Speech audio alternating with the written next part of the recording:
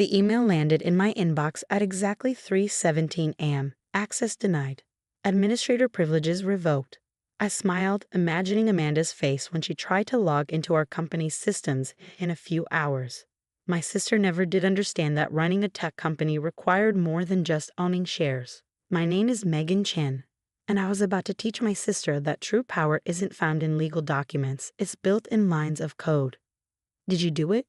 Nathan's text came through moments later. My CTO had been waiting for this signal for months, ever since we discovered Amanda's scheme. It's done, I replied. How long until she notices? Based on her usual login time? About 4 hours. Want me to record her reaction? I hesitated, then typed, no, I want to see it myself. 3 months ago, I would have avoided any confrontation with Amanda. We'd founded Codecraft Solutions together 5 years ago, turning my programming skills and her business degree into a $50 million company. But that was before I discovered the fake contract, before I learned how thoroughly my own sister had betrayed me. The signs had been there, looking back. Amanda's increasing secrecy about our finances, the way she brushed me to sign paperwork during our mother's funeral, claiming it was just routine updates while I was grieving. Her subtle manipulation, playing on our childhood dynamics where she was always the strong one, the smart one, while I was just the quiet geek who was good with computers. I got up from my desk, walking to the window of my home office. The city was still dark, but dawn wasn't far off. Soon, Amanda would arrive at Codecraft's headquarters, confident in her victory, only to find herself locked out of everything. My phone buzzed, a text from Claire, our head of HR. Security team is briefed. We're ready. Everything was in place. While Amanda had been busy with her legal maneuvering, I'd been preparing. She thought owning the company meant controlling it. She was about to learn the difference. At 7:30 a.m., I walked into Codecraft's office, nodding to the security team. They'd already been briefed about the potential situation. Our employees were arriving, settling into their workstations, unaware of the drama about to unfold. Morning, Megan, called Tony from engineering. Did you see the error reports from last night's test build? Already fixed, I replied, managing a smile. This was why I loved our company. The actual work, the problem-solving, the team that had become like family. Everything Amanda saw as just numbers on a spreadsheet. At 7:45, right on schedule, Amanda strutted through the front doors. My sister had always been the picture of corporate success, designer suits, perfect hair, the kind of confidence that came from never doubting your own superiority. Today, she'd outdone herself, probably planning to celebrate her takeover. Good morning, little sister, she called out, her heels clicking across the lobby. I trust you've had time to process everything. I kept my voice neutral. Of course. Would you like to go over the transition plan in your office? She smiled that condescending smile I'd known since childhood. My office? Oh, you mean the CEO's office. Yes, let's do that. I followed her to the elevator, watching as she punched in her code. Nothing happened. That's strange, she muttered, trying again. Still nothing. Problem? I asked innocently. She shot me an irritated look. Technical glitch. I'm sure you can fix it. That's all you've ever been good at, right? The technical stuff? Right, I agreed, entering my own code. The elevator hummed to life. Just the technical stuff. Amanda's first hint at something was seriously wrong came when her desktop computer failed to recognize her login. The second came when her phone lost access to the company email server. What's going on? She demanded, jabbing at her keyboard. Why isn't anything working? I sat down across from her, feeling strangely calm. Did you really think I wouldn't have backups? It'll suffice that I just hand over everything we built because you tricked me into signing some papers. Her face flushed. Those papers are legally binding, Megan. I own Codecraft now. You signed over your shares, your position, everything. You own shares in a company, I corrected her. But this company runs on code, my code. And while you were busy with your legal tricks, I was busy too. I pulled out my tablet, showing her the system logs. Every piece of proprietary software we developed, every client interface, every bit of infrastructure, it all requires administrative access. Access that, as of 3 hours ago, only I have. She stood up so quickly her chair rolled back and hit the wall. You can't do this. I'll sue you. For what? I asked calmly. For maintaining security protocols. For protecting company assets, everything I've done is documented, justified, and most importantly, legal. I'll hire other programmers, she threatened. They can rebuild everything. I actually laughed at that. Really? You think you can just recreate 5 years of development? Our entire code base is locked down. Even if you could find programmers capable of rebuilding it, how long would that take? How many clients would you lose in the meantime? The reality of her situation was starting to sink in. Amanda slowly sank back into her chair. What do you want? She asked, her voice smaller now. A new agreement, I said, pulling out a folder. One that reflects the real value each of us brings to this company. You're good at business, Amanda. I've never denied that. But I'm not just the quiet little sister anymore. Her hands were shaking slightly as she took the folder. You planned this? All of it? I learned from the best, I replied. You taught me that family doesn't mean anything in business, remember? When you used Mom's funeral to push through your fake contract. She had the grace to look ashamed, at least for a moment. I shouldn't have. No, I agreed. You shouldn't have. Now, should we discuss the new terms, or would you like to try explaining to our clients why none of their systems are working? Just then, my phone buzzed. A message from Nathan. Board members are arriving early. They want to know what's going on with the system access issues. Perfect timing. Looks like we'll have an audience for this discussion, I told Amanda, ready to face the board and explain your brilliant takeover plan. For the first time since we were kids, I saw real fear in my sister's eyes. The game had changed, and she knew it. The boardroom was already full when Amanda and I arrived. 8 pairs of eyes watched us take our seats, everyone aware that something significant was happening but unsure exactly what. Would someone like to explain why our entire system is running on limited access? Richard Barnes, our lead investor, asked. His tone was calm, but I could hear the underlying tension. Amanda opened her mouth to speak, but I beat her to it. Actually, yes, I said, pulling out copies of both contracts. Amanda's fraudulent one and my new proposal. We're dealing with a security protocol I implemented after discovering an attempt to take over the company through questionable means. I distributed the documents, watching faces change as board members began reading. Amanda sat rigid beside me, her knuckles white where she gripped the armrest of her chair. This first contract, I continued, was presented to me during our mother's funeral, described as routine paperwork. As you can see, it actually transferred complete control of Codecraft to Amanda, effectively removing me from the company I helped build. Is this true? Richard turned to Amanda, his expression darkening. It's more complicated than that, she started, but fell silent as I pulled up the security footage on the boardroom screen. There she was, caught on camera, rushing me to sign papers while I was clearly distraught, barely looking at what was put in front of me. The timestamp showed it was less than an hour after Mom's service. Ms. Chen, Richard's voice was ice cold now. Do you have any idea how many regulations this violates? Before Amanda could respond, I brought up another screen. Our company metrics from the past 5 years. Codecraft's success isn't just about business strategies, I explained. Our proprietary software, which I developed, is what sets us apart. Every major client we have depends on systems I created. Systems that require continuous maintenance and updates by me and my team. Nathan chose that moment to enter, right on cue. Megan, we've got clients calling. They want to know why their access is restricted to basic functions only. What exactly have you done? Richard asked, leaning forward. Protected our company's assets, I replied. Every bit of code I've written includes fail-safes. If unauthorized changes are made to company structure or leadership, the systems automatically enter protected mode. It's all documented in our security protocols. I pulled up another document, the security measures I'd implemented months ago, all properly filed and approved. This isn't just about ownership, I continued. It's about understanding what makes Codecraft valuable. Amanda sees numbers on a spreadsheet. I see the actual technology that keeps us competitive. The board members exchanged glances. They were business people, but they weren't stupid. They understood that a tech company without its tech was just an empty shell. What are you proposing? Richard asked. I handed out copies of my new agreement, a restructuring that reflects reality.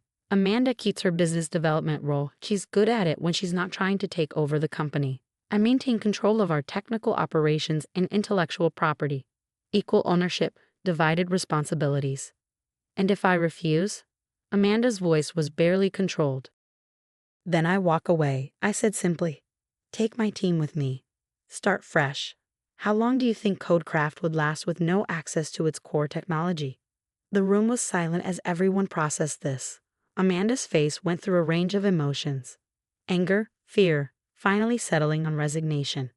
The board needs to discuss this privately, Richard announced. Ms. Chen, both of you, please wait outside. In the hallway, Amanda paced while I sat quietly, checking messages from my team. Client calls were piling up, each one a reminder of how dependent the company was on systems only I could fully access. You've changed, Amanda said suddenly, stopping her pacing. The Megan I knew would never have done this. The Megan you knew trusted her sister. I replied, not looking up from my phone. She learned better. I was trying to protect the company, she argued, but her voice lacked conviction. No, you were trying to control it. There's a difference. Before she could respond, the boardroom door opened. Richard's assistant beckoned us back in. The next hour was intense. The board had questions about everything. The technical systems, the client relationships, the proposed new structure. I answered each one calmly, demonstrating exactly why I'd become indispensable to Codecraft's success. Amanda sat silently through most of it, her perfect corporate facade cracking bit by bit as she realized how thoroughly I'd outmaneuvered her. Finally, Richard cleared his throat. We've reached a decision. The board approves the new arrangement, with some minor adjustments. He slid a revised contract across the table. I suggest you both review this carefully. Very carefully. I read through the document, noting the changes. They were fair, even adding some protections I hadn't thought of. Amanda read her copy more slowly, her hands trembling slightly. If we both sign this, she said finally, what happens to the systems? They go back to normal, I replied. After a thorough security audit, of course. She picked up a pen, then hesitated. Megan, I cut her off. Just sign. We can talk about everything else later. One by one, we signed where indicated. With each signature, I felt the weight of the past few months lifting. This wasn't a complete victory. There were still wounds to heal, trust to rebuild. But it was a start. As the board members filed out, Richard paused by my chair. Well played, he said quietly. Your mother would be proud. I watched him leave, those words hitting harder than I expected. Would Mom be proud of either of us? Amanda was still sitting there, staring at the signed contracts. What now? She asked, sounding more like my sister than my business rival for the first time in months. I stood up, gathering my things. Now we do our jobs, separately but equally.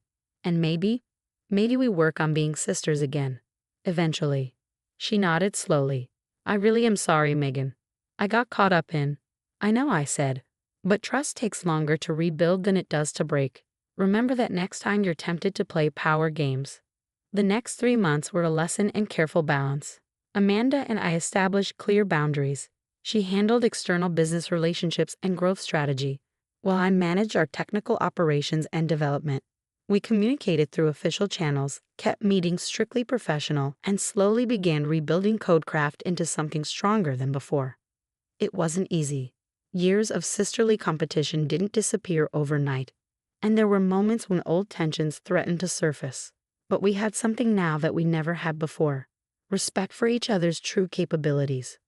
One evening, as I was reviewing code for our newest project, Amanda appeared in my office doorway. She looked different, less polished, more human somehow. Got a minute? She asked, hovering uncertainly at the threshold. I gestured to a chair, saving my work. What's up? The Wilson contract, she began, setting a folder on my desk.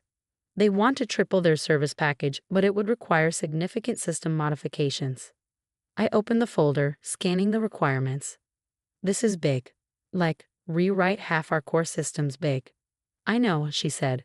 That's why I wanted to discuss it with you first. The old me would have just promised them everything and expected you to make it work. The admission surprised me, and the new you? The new me recognizes that I don't fully understand the technical implications. I need your expertise to make this decision. I leaned back, studying my sister. The Amanda of 6 months ago would never have admitted to needing anyone's help.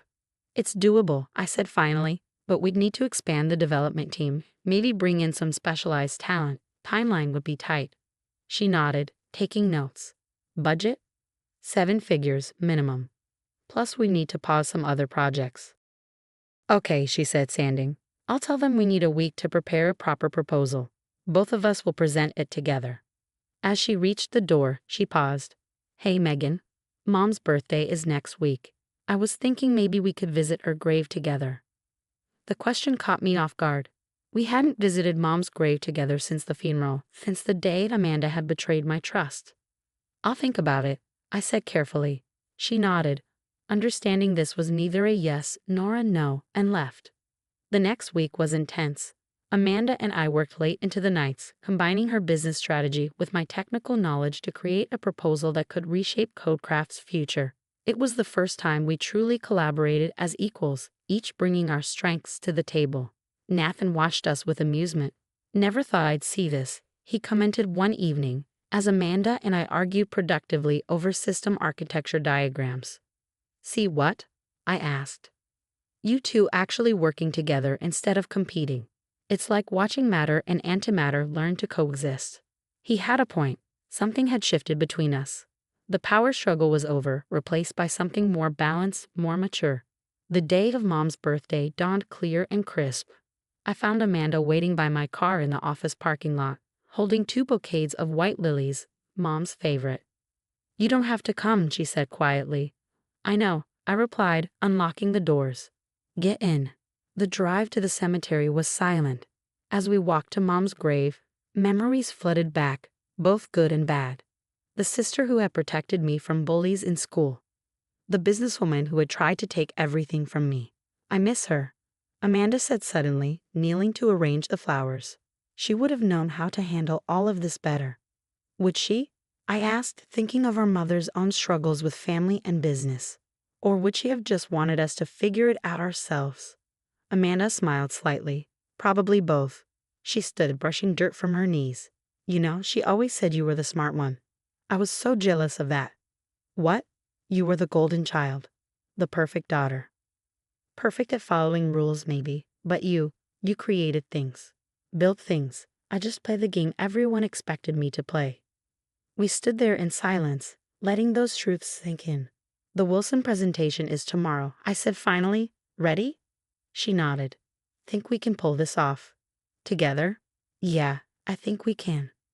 The next morning, we faced the Wilson team as a united front. Amanda handled the business strategy while I explained the technical innovations we proposed. When questions came up, we tag-teamed the responses, each deferring to the other's expertise. We landed the contract, the biggest in Codecraft's history. Celebrating in my office later, Amanda raised her coffee cup in a toast. To the Chen sisters? To doing things right, I corrected, but I was smiling as I clinked my cup against hers. That evening, as I prepared to leave the office, I found a small package on my desk. Inside was a framed photo. Amanda and me as kids, sitting at our first computer, both of us grinning at the screen. The note attached read, "Found this in Mom's things. Thought you should have it." I placed the photo next to my monitors, a reminder of where we'd started and how far we'd come. 6 months after the attempted takeover, Codecraft had grown beyond our original projections. Our new dual leadership structure had become a model for other tech companies. Amanda and I had found our rhythm, each excelling in our domains while respecting the others. Think Mom would be proud? Amanda asked one evening as we reviewed quarterly reports. I looked at the photo on my desk, then at my sister, not my rival anymore, but my true partner in building something meaningful. Yeah, I said. I think she would.